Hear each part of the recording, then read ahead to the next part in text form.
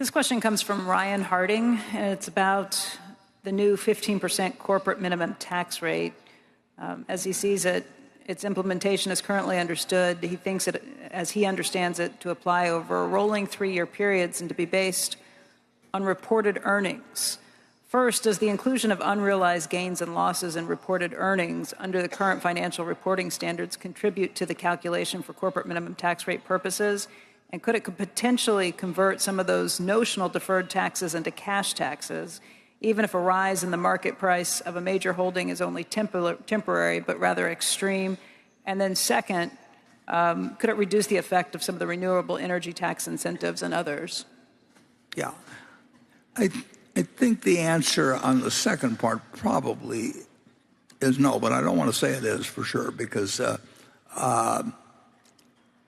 he's asking the same questions I ask of Mark Hamburg, who's the smartest guy on combining understanding of business, understanding the tax code, understanding SEC rules and everything else that you'll find in corporate America. And these questions, the particular question on marketable securities, I don't think has been answered yet. And I think that there are a number of things about the new Tax Act that were not enacted. But I would say this.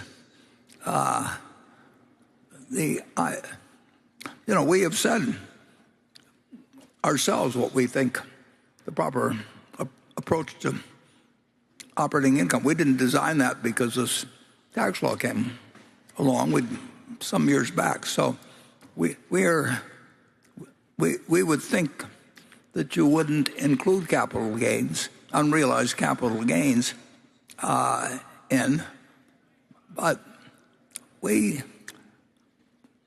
got enough. I think, no matter how things turn out, the 15% tax doesn't bother me in the least, and we can figure ways once we know the rules where we will pay the 15% tax.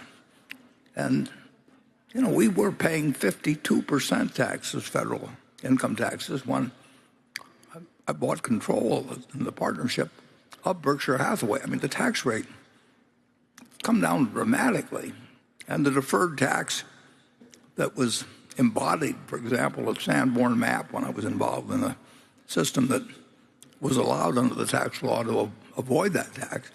But that was a huge tax, 52%. So we will live with this tax code, and we do not think corporations are overtaxed in the United States. And and I think that the conversation about how we lose out to the world and all that sort of thing is really nonsense.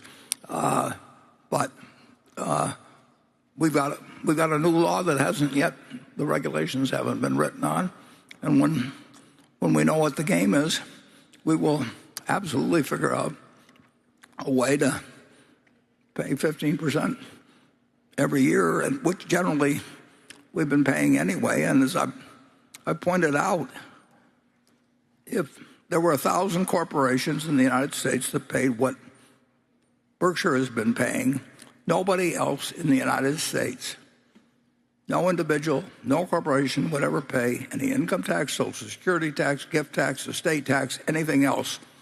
1,000 like Berkshire Hathaway would produce the revenue that's being produced by the federal government, that's being derived under the present tax code from everybody in the United States.